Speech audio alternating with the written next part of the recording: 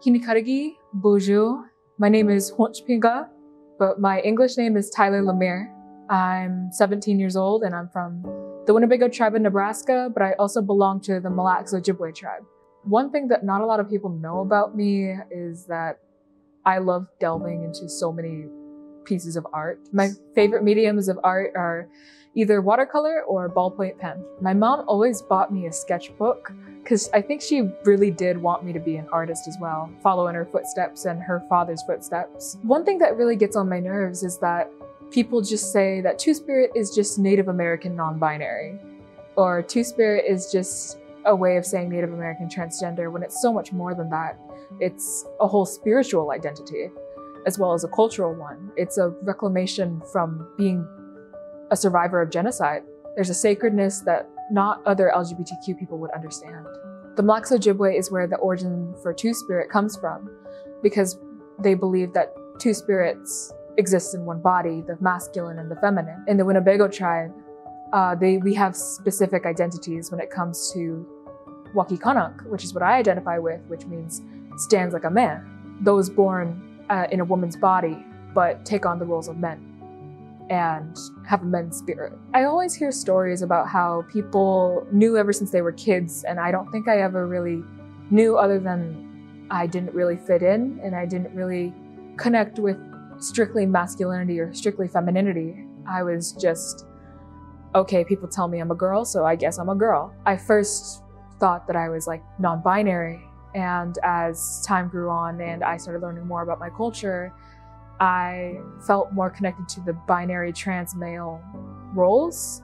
I get a lot of disgusting and hatred from both natives and even those a part of the LGBTQ community, because a lot of other trans men even give me a hard time because I don't conform to what a trans man should look like. I keep my hair long for my culture. I love doing makeup. I don't necessarily dress masculinely or feel uncomfortable enough about my body. And when it comes to natives, they don't like when I try to engage in masculine terms or don't necessarily respect my identity. Of course, not talking about other Two-Spirits. Other Two-Spirits have been very accepting of my identity, and they understand when I say, like, oh yes, I'm a trans man. But I always realized that I felt a little bit like an outsider. And I think it's part to do with the fact that I'm neurodivergent, but also that I am trans and LGBTQ. Even though there's a lot of people, even still, that I grew up with my childhood that still enjoy my company and enjoy me as a person, it's still,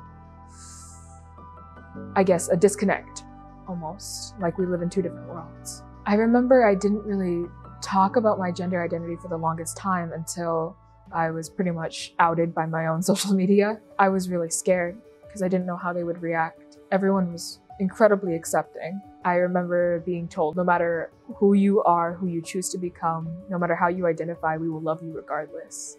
I remember crying so hard because I was scared that I was going to be alienated like I was, like, for a majority of my life when it comes to my peers and my friends and past partners.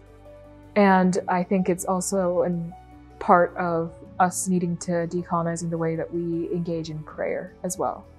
Praying and smudging can really help. And it is what helped me survive probably the most heart-wrenching time of my life. It really does help to cleanse your spirit, especially when you are struggling with alienation, rejection, discrimination. Talking to your ancestors will help a lot. Anything to help you stay grounded and stay here. My mom, I guess she always tried to comfort me with the words that I grew up with around my chokadega, Frank LaMere.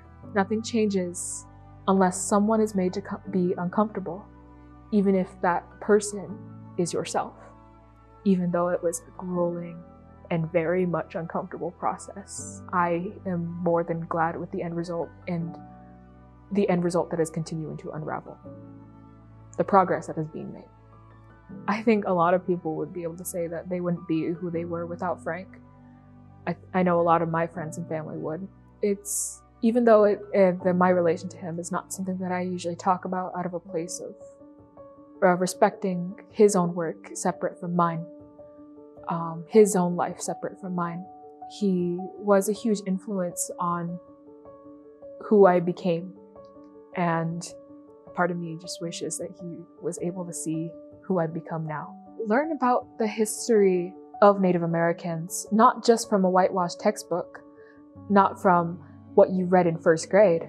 I mean, actually have engaging experiences of learning the history of AIM, learning the history of residential schools, learning about the history of LGBTQ natives.